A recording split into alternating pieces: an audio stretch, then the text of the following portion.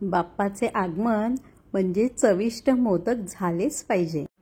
नमस्कार, दीपास किचनमध्ये तुम्हा सर्वांचे खूप खूप स्वागत। गणपती बाप्पानिमित्त काही दुसरे एक प्रकारचे मोदक मी दाखवत आहे आणि हे अगदी कॉमन आहे तरी सुद्धा मी दाखवत आहे।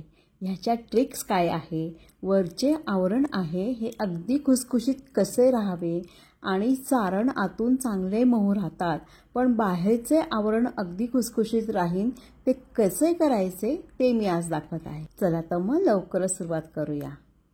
इथं मी 1 कप रवा घेतला आहे आणि हा रवा व्यवस्थित चाळून घ्यायचा। चाळून झाल्यावर तो तेवढ्याच पाण्याने भिजत ठेवायचा आहे, म्हणजे तेवढंच 1 वाटी बरोबर पाणी वापरायचं आहे आणि भिजत ठेवून द्यायचं आहे। साधारण 3 ते 4 तास हा व्यवस्थित भिजवून झाकून ठेवायचा आहे। मग हा जो बाउल मी दाखवला ज्याने रवा घेतला आहे असा 1 वाटी रवा मी इथं घेतला आहे आणि 3 ते 4 तास भिजवून ठेवला होता। आणि आता जास्त मऊ अगदी एकसारखा करून घेण्यासाठी आपण याला मिक्सरमधून काढणार आहोत आणि हे व्यवस्थित रवाळ होण्यासाठी यामध्ये ज्या मापाने मी रवा घेतला होता त्या मापानेच मी इथे 3 कप मैदा घेतलेला आहे आणि थोडा यामध्ये मैदा मिसळून घ्यायचा आहे आपल्याला, म्हणजे ते जास्त एकसारखे होते। तुम्ही बघू शकताय अगदी सुंदर मऊ असा रवा तयार झाला आहे। आता काय करायचे, अजूनही हा खूप सैल आहे आणि आता मैदा यात घालायचा आहे, तर त्याचे बारीक तुकडे करून घ्यायचे आणि यामध्ये अर्धा बाउल मैदा घालायचा आहे। गरम करून घेतलेले अर्धा बाउल तेल यामध्ये घालत आहे आणि अर्धा बाउल तेल मी नंतर वापरणार आहे। यात किंचित पाणी घालायचे की जेणेकरून याचा व्यवस्थित गोळा तयार होतो। तुम्ही बघू शकताय खूप एकजीव छान झाले आहे। आता हे मुरायला सुद्धा जास्त वेळ लागत नाही, जास्तीत जास्त अर्धा तास ही कणिक मुरली जाते। पुढची पण तशीच करून घ्यायची आहे। उरलेला मैदा आता यात घालायचा आहे आणि मग हा गरम करून ठेवलेले तेल हे परत एकदा घालायचे आहे आणि हे सर्व आता मिक्सीमधून काढायचे आहे आणि अगदी थोडेसे पाणी घ्यायचे, परत साधारण 2 चमचे पाणी इथे पुरेसे होते।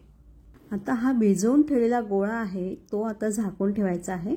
तुम्ही बघू शकताय हे सुद्धा अगदी खूप छान असे एकजीव झालेले आहे। आता हे सगळे मिश्रण आपल्याला एकत्र करून अर्धा तास तरी हे मुरायला ठेवायचे। थोडेसे याला तेल लावून ठेवायचे आहे आणि एक अर्धा तास तरी हे व्यवस्थित झाकून ठेवायचे आहे। आता ती कणिक मुरेपर्यंत इथे आपण सारण तयार करून घ्यायचे आहे। अगदी लो हीटवर पॅन गरम करून घ्यायचा आहे। इथं 1 चमचा मी साजूक तूप घेतलं आहे आणि ते पॅनवर व्यवस्थित पसरून घ्यायचं, म्हणजे ते सारण खाली जळत नाही। इथं 2 कप मी डेसिकेटेड कोकोनट घेतला आहे आणि त्याच बाउलने बरोबर 1 बाउल हा व्यवस्थित बारीक करून घेतलेला गूळ घेतला आहे आणि गूळ अगदी लो फ्लेमवर छान वितळू द्यायचा आहे। पूर्ण गूळ व्यवस्थित वितळून झाला आहे, अगदी थोडासा बाकी आहे तो आता जेव्हा याच्यामध्ये आपण खोबरं घालू त्याच्याबरोबर तो वितळला जातो।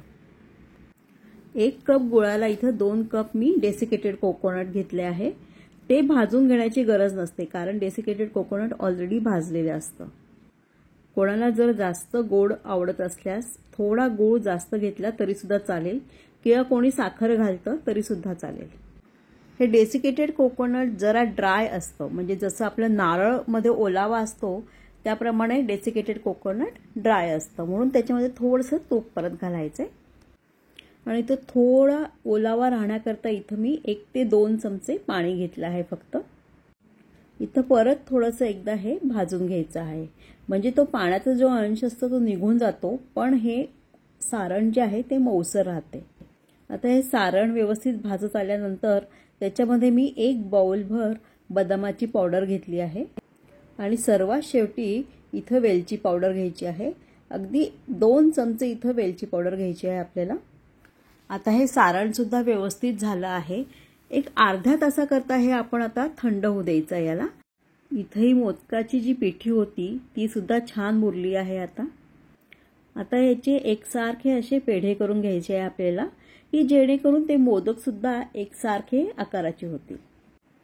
थोडेसे तेल लावून घ्यायचे इथं मी पिठी वापरत नाही, कारण काय ते नंतर तेलात उतरतं. खूप पातळही लाटू नका, नाहीतर ते फुटतं, मोदक फुटतो नंतर. आता काय करायचं आहे, ते सारण यामध्ये घ्यायचं आहे आणि छानसे अशा त्याच्या पाकळ्या बनवून घ्यायच्या आहे हाताने. त्या पाकळ्या खालपर्यंत अशा दाबून घ्यायच्या, म्हणजे त्याचा शेप बरोबर तसाच राहतो. तुम्ही बघू शकताय खूप सुंदर पाकळ्या पडल्या आहे याला. आता काय करायचं, जे एक्सेस कणिक असते आपली झालेली वरती ती काढून घ्यायची आहे आणि परत वरती थोडासा शेप देऊन घ्यायचा आहे. त्याचप्रमाणे दुसरं इथं करायचं आहे आता. आणि त्याचप्रमाणे खाली ठेवून आता तुम्ही शेप देऊ शकतात. बघू शकताय तुम्ही किती व्यवस्थित छान पाकळ्या पडल्या आहे याच्या. अशा प्रकारे सर्व मोदक इथं तयार झाले आहे. आता हे आपल्याला तळायचे आहेत. फक्त काय करायचं की हे तळण्याच्या आधी परत एकदा आपल्याला तो शेप द्यायचा आहे. तेल गरम झालंय का बघायचं. तेल अगदी व्यवस्थित गरम झालं आहे. आता यामध्ये आपण सर्वात पहिल्यांदा जे मोदक केले आहे ते इथं घ्यायचे आहे. आता तुम्ही बघू शकताय मोदक किती व्यवस्थित छान झाले आहेत. आणि तेल इथं अगदी सिम गॅसवर गरम करून घ्यायचे आहे. म्हणजे आधी गरम करून घ्यायचे, पण जेव्हा तुम्ही मोदक तळाल तेव्हा गॅस अगदी सिम ठेवायचा आहे. त्याचप्रमाणे पुढचे पण करायचे आहेत. परत एकदा तो शेप थोडासा बनवून घ्यायचा आहे आपल्याला.